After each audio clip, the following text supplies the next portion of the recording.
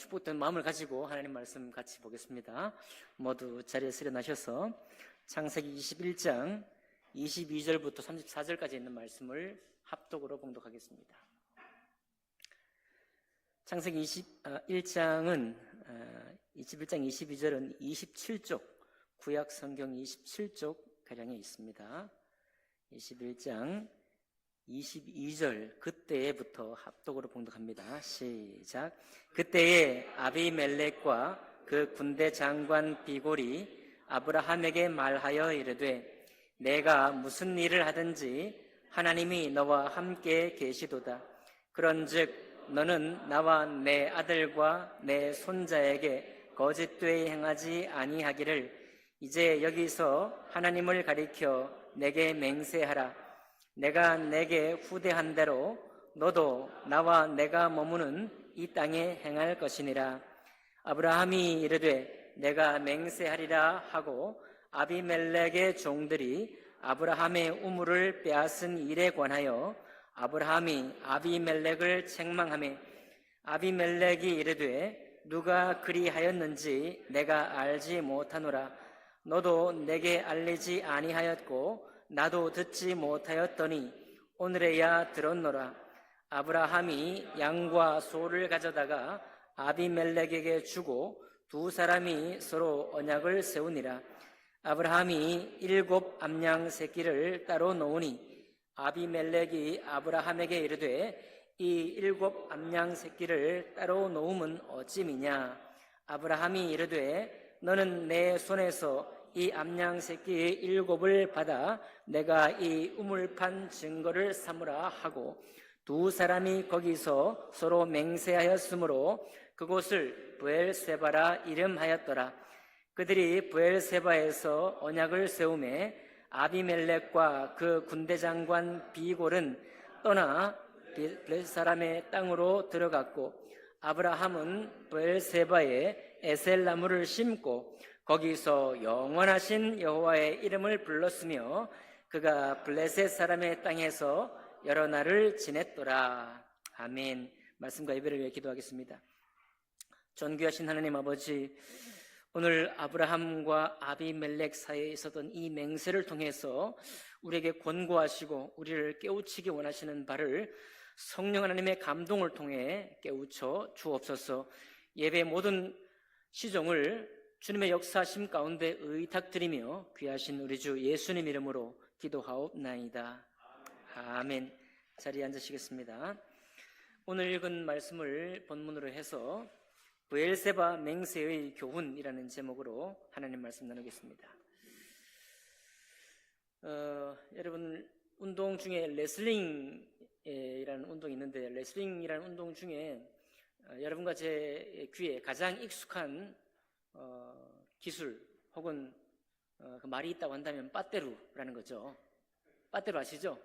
빠떼루 이제 벌칙을 받아서 한 사람은 엎드려 있고 뒤에서 이렇게 순식간에 껴안고 한 바퀴 돌리면 점수를 따는 그 빠떼루가 있습니다. 그런가 하면 씨름에도 아주 화려하고 아주 놀라운 기술이 있는데 그게 뭐냐면 뒤집기입니다. 뒤집기. 이만기 천하장사가 굉장히 참 잘 사용했던 뒤집기, 오늘 그 뒤집기 기술 한번 보여드리겠습니다. 네, 저렇게 돼 있죠. 뒤집기가 뒤집기 기술을 한번 쓰려면은 몸이 활처럼 뒤로 휘었죠. 저 파란 삿바 선수가, 그렇죠.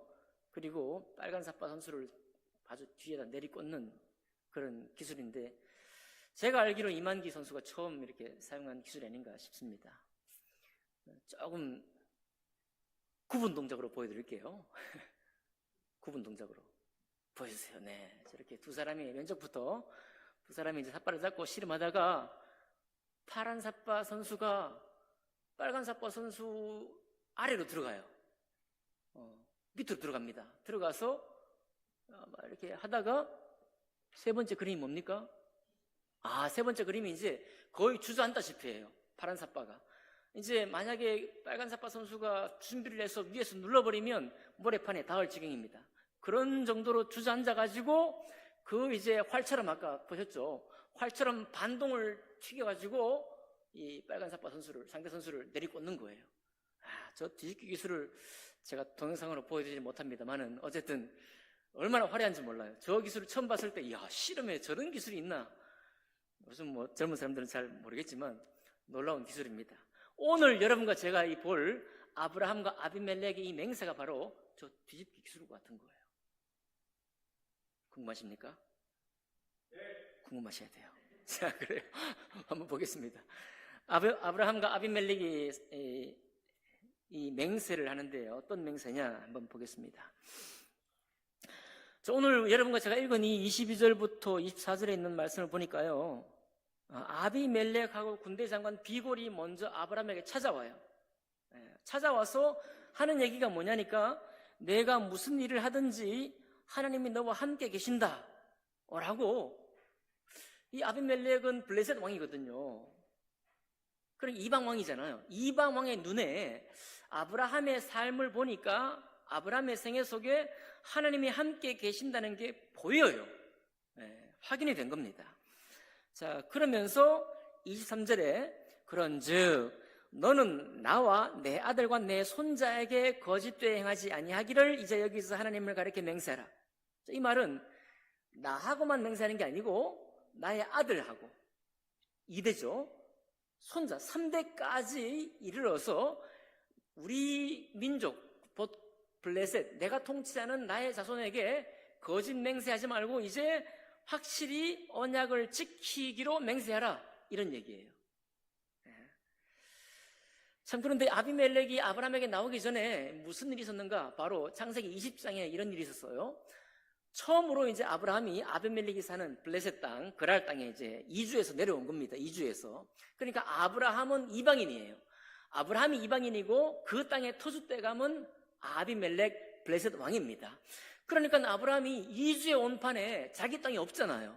자기 소유된 땅이 없죠. 자기 살 곳도 없고 집도 없습니다. 집도 절도 없이 내려왔으니까 일단은 어떻게 해야 돼요? 친하게 지내면서 약간 저자세로 숙여야 되겠죠. 아까 우리 뒤집기 기술의 두 번째처럼 딱 숙여야 됩니다. 그래서 아브라함이 아비멜렉에 갈 때 뭐라고 하는가 하면 일단은 먼저 속이는 말을 하죠. 아내 사례를 아내라 부르지 아니하고 누이라 부르죠. 누이라. 왜 누이라 부르니까 이제 아비멜렉이 웬 이방 사람이 와서 누이와 함께 왔으니까 아비멜렉이, 여러분 사라는 굉장히 아름다웠다고 성경에 기록되어 있죠. 그러니까 뭐 고대 중군동이니까 뭐 지금도 그런 게 있지만 부자는 혹은 권력 있는 사람은 이렇게 여러 것을 취할 수 있잖아요. 그래서 이 누이 사라를 취하려고 해서 데려갔습니다. 데려갔는데, 그러니까 데려갈 만큼이나 아브라함이 이제 마음에 좀 두려움이 있었죠. 그게 창세기 20장 11절에 보니까 아브라함의 마음이 표현하고 있는데, 이 블레셋 땅, 이 그랄 땅에는 하나님을 두려워하는 사람이 없기 때문에 라고 말합니다. 하나님을 두려워하는 사람이 없기 때문에 그냥 정상적으로 내 아내다라고 말하지 못하고 이제 누이라고 이제 말한 거죠. 왜냐하면 그랬다가는 아내라고 했다가는 둘이 다 끌려 죽을 수 있으니까. 그래서 이제 자세를 바짝 낮추어서 사례가 내 누이다 이렇게 말했습니다. 구구절절 그게 나와요. 그러나 실제로 사라가 아브라함의 누이가 맞거든요. 왜냐하면 이복 누이입니다. 아버지는 같고 그러니까 어머니가 다른 그 자식이 사례였거든요. 그래서 이제 결혼을 했습니다. 이복 누이니까 뭐 대단히 거짓말 한 거 아니에요. 사실을 말한 것이지만 조금 비틀어 말한 것이죠. 자, 이렇게 이제 자세를 바짝 낮추었습니다. 그렇던 아브라함이 오늘 21장 한 장 넘어와서 볼 때 아비멜렉이 먼저 찾아와요. 이제는. 자, 앞에 20장에는 아브라함이 이방인으로서 아비멜렉의 땅에 들어가서 아련을 하고 잠깐 자기를 낮추어 말했는데, 이번에는 오히려 아비멜렉이 아브라함에게 찾아와서 나와 내 아들과 내 손자들 3대 이르기까지 네가 거짓말하지 말고 이제 잘 할 수 있도록 맹세하자라고 말하는 겁니다. 무슨 얘기냐면 아비멜렉이 다시 낮은 자세가 된 거예요.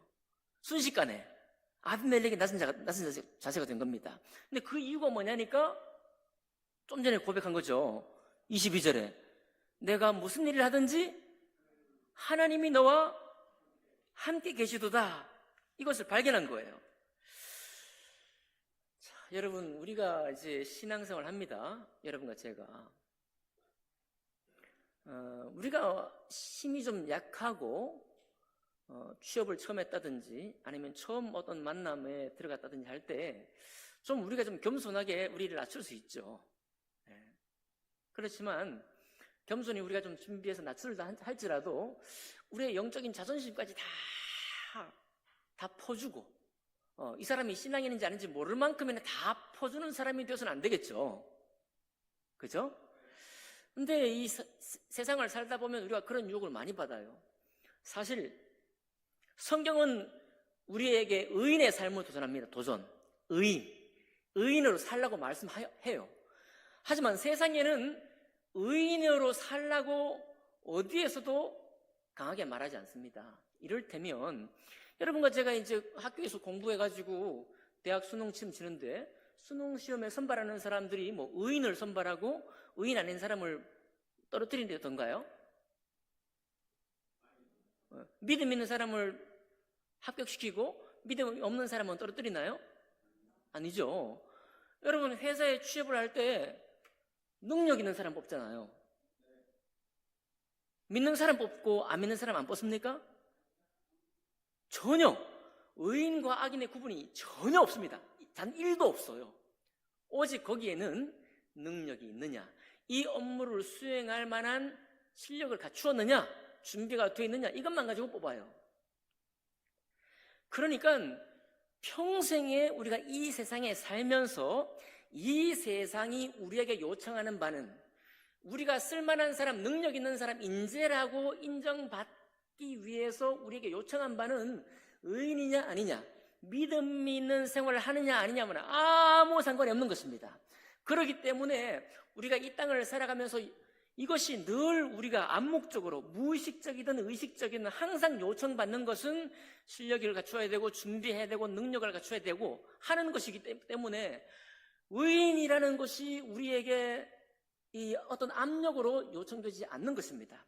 그러다 보니까 가끔 뭐 세상에도 가끔은 요청받기도 하죠. 왜냐하면 이게 이런 세상만 있으면 너무 팍팍하다 보니까 이제 의인을 가끔 조명을 하기도 합니다. 어떤 사람이 정말 자기 삶에도 성실하면서도 자기 희생을 해서 다른 사람을 구출한다든지 아니면 정말 이웃을 정말 위해서 베푼다든지 또는 놀라운 기업가가 정말 대기업가, 미국에 말이죠. 엄청 구두쇠인 줄 알았더니 나중에 무슨 일이 있어가지고 기업의 회계장부를 조사해 보니까 세상에 이만큼 놀랍게 기부한 사람이 없다. 엄청나게 많은 기부를 했다고 하는 워렌 버핏의 오히려 멘토가 되는 그런 사람도 있습니다. 이런 사람들이 가끔 조명이 되죠. 그러나 이거는 매일 우리가 압박받고 요청받는 가치가 아니에요. 가끔 가다가 한번 그런 사람도 있지 하고 공포, 견죽을 울리듯이 우리에게 나오는 것일 뿐이고 매일마다 우리가 압박받고 요청받는 삶은 능력과 실력과 준비와 그 일을 할 수 있는 어떤 능력입니다. 그러다 보니까 우리가 어느새 교회를 통해서 하나님의 말씀을 통해서 의인된 삶을 우리에게 늘 말씀하시고 그리고 믿음으로 하나님과 함께 동행하는 삶을 우리에게 늘 요청하는데도 불구하고 우리의 의식 중에 그게 없는 거예요. 그냥 우리가 정말 하나님과 동행하고자 하는 그런 뜻을 두고 내가 의식적으로 의도적으로 선택하지 않는 한은 우리는 흘러가는 세상 속에서 세상의 요청을 메꾸고 그것을 준비하는 일에 우리의 시간을 많이 투자한다는 것입니다. 여러분, 그렇게만 한다면 하나님이 여러분과 저를 높여주실 때 우리 자신이 하나님을 간증할 만한 것이 남아있지 않게 돼요. 우리 자신이 하나님과 함께 내가 살았노라고 하는 이 놀라운 많은 사람에게 복이 될 수 있는 이 간증을 우리가 할 수가 없게 되는 것입니다. 그러니 여러분 이 시간 기억하기를 원합니다. 오늘 찬양 가사처럼 매일매일 내가 하나님 앞에 살고 있다는 의식, 또 그것을 실천적으로 내가 행하기 위해서 말씀을 읽거나 큐티를 하거나 암송을 하거나 아니면 예배를 사모해서 시간을 따로 구별하거나 이와 같은 일들을 우리가 하는 것입니다. 그렇게 할 수 있기를 바랍니다. 여러분, 도대체 그런데 궁금하지 않습니까? 아비멜렉이 아브라함의 뭘 보고 야, 내가 무슨 일을 하든지 하나님이 너와 함께 계신다 이런 것을 알았을까요? 첫 번째는요, 아비멜렉이 사라를 취했잖아요. 사라를 취해가지고 이제 궁으로 데려갔는데 그 밤에 하나님이 꿈에 나타났습니다. 하나님이 꿈에 나타나가지고 아비멜렉이 이방 왕에게 뭐라고 하느냐? 예, 쟤는 선지자다. 하나님의 선지자, 나의 선지자다. 그러면서 풀어주라. 그 사람에게 아무 손도 대지 말고 만약 그에게 어떤 일을 하면은 너에게 힘든 일이 생길 것이다 라고 꿈의 말씀을 해줘요. 야, 정말 감사하죠? 여러분, 그러니까 하나님이 택하고 또 하나님을 택한 아브라함에게는 비록 아까 몸을 바짝 낮추어서 겸손하게 아무런 연고 없는 땅에 머물러 할지라도 주님이 지켜주시고 그를 보호해 주신 것입니다. 아비멜렉의 꿈에 나타났다니까요. 꿈에 나타나서 이것을 미리 가르쳐 준 겁니다. 저는 선지자다. 그는 의인이다. 그는 예수 믿는 사람이다. 그는 주님을 따라 예배하는 사람이다. 이와 같은 것을 하나님이 친히 가르쳐 주셨어요. 그게 첫 번째입니다.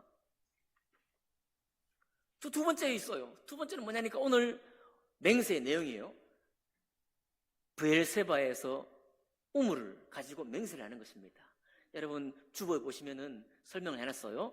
자, 쉐바는 맹세라는 히브리어 뜻이고 말이고 또 비슷한 말로 의미 비슷한 말로 일곱이라는 말이 있습니다. 일곱도 쉐바이고 맹세도 쉐바예요. 네. 부엘은 우물입니다. 우물. 그러니까 브엘세바라는 뜻이 뭐냐면 맹세의 우물이에요. 근데 거기에 오늘 보니까 아브라함이 7 양을 딱 준비해가지고 아비멜렉이 딱 오니까 맹세해달라고 딱 하니까 7 양을 준비해서 브엘세바 우물에서 맹세하는 거예요. 이게 무슨 말이냐? 여러분, 예전에 우물을 판다는 거는 뭐 먹이를 가축이 있다는 거예요. 그죠? 사실 아비멜렉이 아브라함을 사례를 풀어주고 이제 내보낼 때 아비멜렉이 뭐라고 하는가 하니까 아주 정말 자기 땅이니까 자기 홈그라운드니까 아주 정말 은혜를 베풉니다. 뭐라고 하는가 하면 야, 가축과 종들을 또 아브라함에게 많이 줘요. 이미 아브라함에게 가축과 종이 있었음에도 불구하고 아브라함에게 아비멜렉이 선물로 줍니다. 주면서 야, 아브라함아, 나의 땅 어디든지 네 마음에 드는 곳에 가서 살아라. 이렇게 축복을 해줘요. 대단한 호의죠. 이런 호의를 베풀어 줍니다. 한데 그런 호의를 베푸르긴 했지만은 아브라함이 점점 더 부유해지는 거예요. 점점 더 부유해지니까 더 많은 우물이 필요한 거예요. 그래서 오늘 브엘세바에 이 우물을 가지고 맹세했다 이 말은 아브라함이 우물을 더 팔 만큼 자꾸만 번성하는 거예요. 아브라함 집에 가축도 많이 새끼를 낳고. 그게 두 번째 이유입니다. 세 번째는 뭐냐? 세 번째는 여러분, 아브라함이 하갈을 쫓아내잖아요. 지난주에 봤던 것처럼 하갈이 이제 여종의 종이고 이방인 여인이고 하갈로부터 이스마엘이 났잖아요. 여러분 뭐 이제 곧 이삭에게 대한 약속이 있으니까 그를 쫓아내는데 아브라함이 굉장히 또 고심을 많이 했죠. 아, 정말 너무 힘겨운 근심을 많이 했습니다. 하다가 도저히 안 돼서 하갈을 내보냈는데 하나님이 다시 돌려보냈잖아요. 그죠? 하나님이 다시 약 14년 동안 지난주에 말씀 나눴던 것처럼 14년 동안 주인에게 가서 거기 살아라 하고 살다가 이제 15년째 되는 날 이삭이 딱 하니 탄생을 했습니다. 이제는 더 이상 버틸 수 없는 거야, 하갈이. 그럴 때 아브라함이 다시 하갈을 내보냅니다. 그죠? 근데 이 가운데 하나님이 무슨 일을 하는가? 사실 아브라함이 하갈을 대한 것을 막 엄청 잘한 거다라고 할 수는 없어요. 그렇다고 엄청 못한 거라고 말할 수 없습니다. 우리가 상식적으로 이해가 돼. 그런데 잘했다고 말할 수 없는데 바로 이 일 가운데에서도 하나님이 합력하셨어. 아브라함이 한 일에 합력하셔가지고 하갈을 축복하시잖아요. 그죠? 이스마엘의 장래까지 축복을 해요. 자, 이 말은 아브라함에게 하나님이 함께 계신다는 이 말이 아브라함 혼자만 잘 되는 것이 아니고 아브라함과 관계된 사라의 이삭도 축복할 뿐만 아니라 여종인 하갈의 가정도 축복하고 그의 아들인 이스마엘도 축복하고 심지어 누가 축복했다고요? 그의 종과 노비까지도 할례를 받음으로 하나님의 축복의 집이 되었잖아요. 그렇죠? 그러니까 아브라함이 사가를 향해 한 일이 잘했다고 볼 수는 없지만 그러나 그 일을 하나님이 뒷마무리를 하시는데 뒷수습을 해주시는데 너무 복이 되게 수습을 해주시는 거예요. 그렇죠? 그러니까 아마도 여기 블레셋 땅에 살고 있던 아비멜렉이 아브라함이 하는 행사를 볼 때 야, 우물이 점점 늘어난다. 야, 정말 번성하는구나. 내 꿈에도 하나님의 선지자라고 나타났죠. 게다가 또 하갈을 향해서 충분히 아비멜렉도 이해를 하는 처신이었긴 하지만은 하나님이 아브라함에게 복을 주셔서 뒷마무리를까지 축복되게 하는 걸 보니까 야, 아비멜렉이 마음이 녹는 거죠. 마음이 녹아요. 오늘 꼭 직접적인 이유는 아니겠지만 여러분 소돔과 고모라를 멸망시킬 때 하고자 할 때 아브라함이 하나님께 막 대화를 하지 않습니까? 의인 몇 명? 50명, 45명, 30명, 20명, 10명 10명까지 있으면 이 성을 이렇게 진노하지 않겠습니까? 라고 묻잖아요. 그러니까 여러분 아브라함은 하나님의 선지자다라고 한 그 말에는 아브라함은 의인이라 이 말이에요. 의인. 그리고 아브라함의 삶과 그의 생애 속에 의인된 삶을 살고자 하는 것이 있다 없다? 너무너무 아브라함 마음에 있는 겁니다. 그러니까 10명을 찾으면 20명을 찾으면 계속 말하잖아요. 모르는데 어떻게 의인을 찾겠습니까? 자기 마음에 없는 의인을 어떻게 찾겠어요? 그러니까 아브라함 마음속에 이미 나는 하나님 앞에 부름받은 의인이요 주님이 나를 불러서 보내는 사람이요 하나님의 선지자라는 생각이 그의 마음속에 꽉 차 있는 것입니다. 그걸 보고 아비멜렉이 놀란 거예요. 전에는 아브라함이 몸을 낮췄는데 그리고 더 낮추는 것 같더니 뒤집기를 시작하는 겁니다. 이제 그러니까 아비멜렉이 그냥 겁이 난 거예요. 겁이 나서 자기가 먼저 아브라함에게 찾아와가지고 야, 너 맹세하자라고 아브라함에게 요청합니다. 이제 뭐가 바뀌었어? 위치가 세속말로 갑과 을의 위치가 바뀐 거예요. 아브라함이 갑이 되고 아비멜렉이 을이 된 것입니다. 그렇게 또 오니까요 아브라함이 지금 얼마나 하나님 앞에 감사한지 오히려 아비멜렉을 책망해버립니다. 25절 같이 읽어볼까요? 21장 25절 시작. 아비멜렉의 종들이 아브라함의 우물을 빼앗은 일에 관하여 아브라함이 아비멜렉을 책망하며 책망합니다. 아브라함이 지금 브엘세바의 우물 하나만 판 게 아니고 여러 군데 지금 목축을 하기 위해서 막 우물을 파고 있는데 그 중에 어떤 우물을 아비멜렉의 종들이 빼앗아버린 거예요. 무슨 마음으로 뺏을까요? 야, 이 근본 없는 놈, 너 어디서 굴러온 돌이냐 하면서 네가 좀 이제 목축 꽤나 한다고 이제 좀 어깨에 힘이 들어가는 것 같은데 아니야, 이 땅의 주인은 우리야. 그런 마음 아니겠습니까? 그런 마음으로 빼앗은 거예요. 근데 아비멜렉이 지금 낮은 자세로 맹세를 요청하러 왔는데 깜짝 놀랐습니다. 듣고. 그랬더니 변명하는 변명을 26절에 하죠. 누가 그리하였는지 내가 알지 못하고 나는 그 소식을 오늘에야 지금 네 입에서 처음 듣는다 라고 바짝 자세를 낮추는 것입니다. 맹세를 체결해야 되니까요. 얼마나 입장이 바뀐 겁니까? 완전히 바뀐 거죠. 정반대가 된 것입니다. 이렇게 사정까지 하면서 아비멜렉이 맹세해달라고 하니까 아브라함이 이제 양 7마리를 데려다가 베엘세바 우물 곁에서 맹세를, 암양새끼 7을 맹세를 하는 것입니다. 그래서 여러분 주보에 있지만은 이 브엘사바의 우물을 보면서 아비멜렉이 아마도 생각할 거예요. 야, 이 7마리 양도 생각할 것이고, 또 맹세를 했다고 하는 우물도 생각할 것이고, 결국은 브엘세바에서 이 맹세를 했을 때 그때가 이제 어떻게 된 거냐면 하나님이 아브라함에게 약속한 그 땅이 있거든요. 네가 뭐 동서남북을 줄 것이다 이런 말 약속했잖아요. 그 남쪽의 끝이 바로 브엘세바가 되는 겁니다. 그래서 결국은 하나님께서 북쪽 북단과 남쪽 브엘세바까지라고 하는 이 표현이 있는데 그 표현의 남쪽 경계인 브엘세바를 확보한 거예요. 그리고 옆에 있던 블레셋 왕도 이제는 그 경계를 못 넘어옵니다. 이제는 아브라함의 땅이 된 거예요. 아브라함의 소유된 땅이 된 것입니다. 하나님의 약속처럼. 자, 이와 같은 내용이 여러분과 제가 읽은 22절부터 34절까지의 내용이에요. 참 보게 되죠? 그러니까 여러분, 우리가 분명히 우리는 어떤 환경이 변하거나 이제 또 다른 수준에 있는 것에 올라가게 되었을 때 그때 우리는 일단은 겸손하고 낮은 자세가 될 수밖에 없습니다. 당연한 거예요. 그건 바로 누구나에게 요청하는 태도입니다. 그러나 그랬어도 아브라함이 자기 자존심을 다 떼준 게 아닙니다. 네? 자기의 영적인 자존심을 다 떼준 게 아니에요.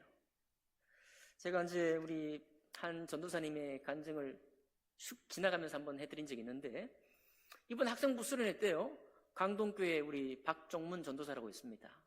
전도사님이 막 아이들 가르치다가 자기 간증을 짧게 하는 거예요. 회사에 취직하려고 말이죠. 회사에 취직하려고 딱 면접을 보는데 그 면접관들이 이렇게 묻더라는 것입니다. 우리는 이제 일요일도 일해야 될 수 있는데 이제 서류 보니까 기독교 이렇게 써 있잖아요. 우리는 일요일도 일할 수 있는데 그거 받을 수 있겠냐라고 물으니까 이 박종문 전도사가 이제 한때 잠깐 취업했거든요. 뭐라고 대답했느냐면은 안 되는데요. 이렇게 했대요.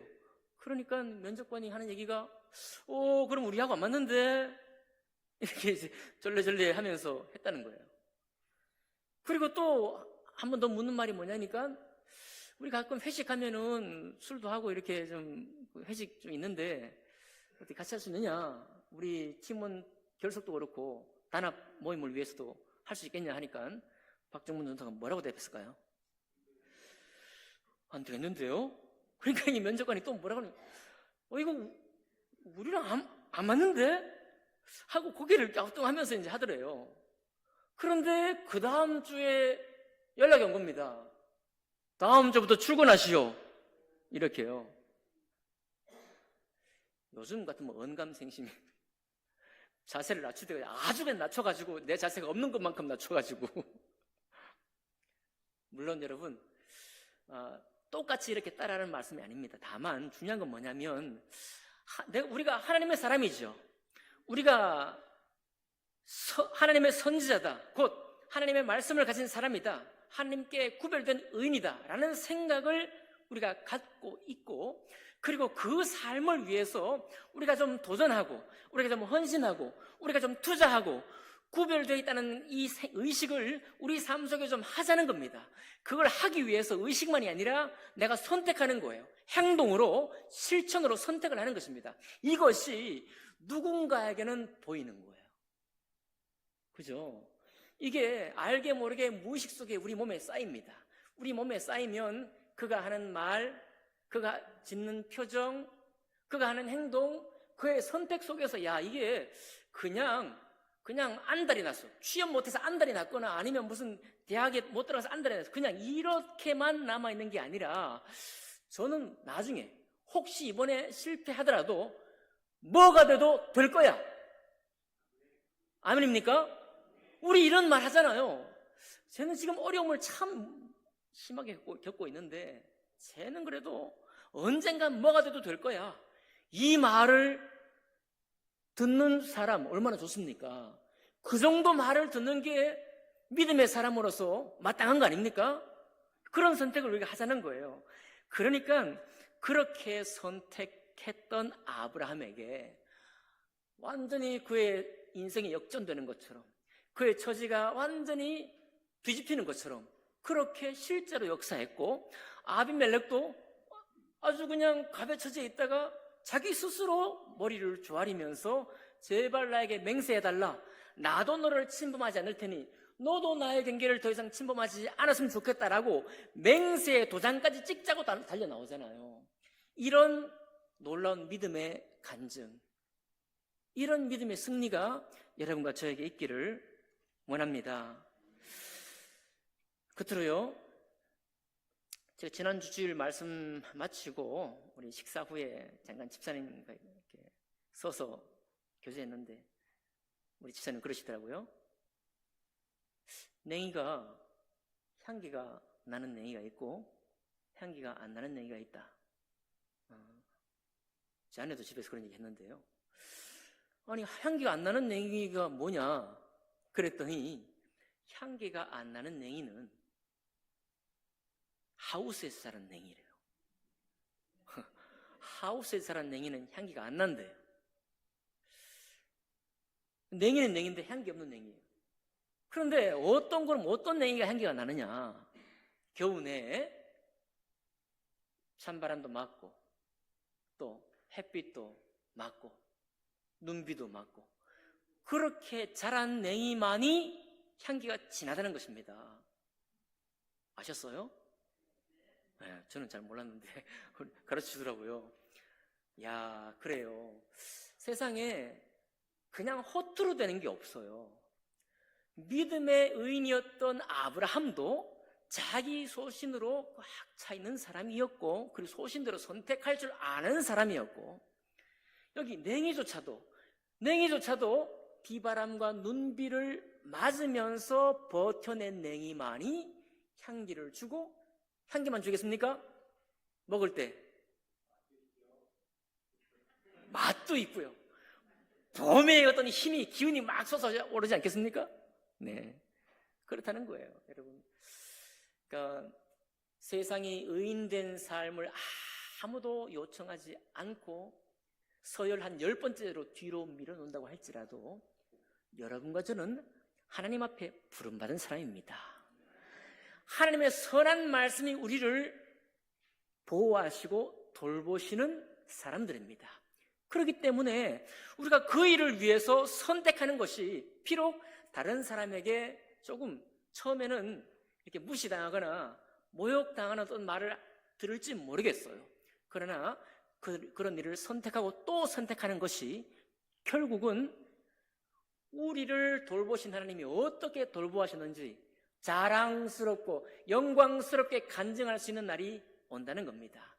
그 일이 있기까지, 그 순간을 만나기까지 우리 도전하고 우리 삶을, 원칙을 지키고 말씀을 붙들고 나아가십시다.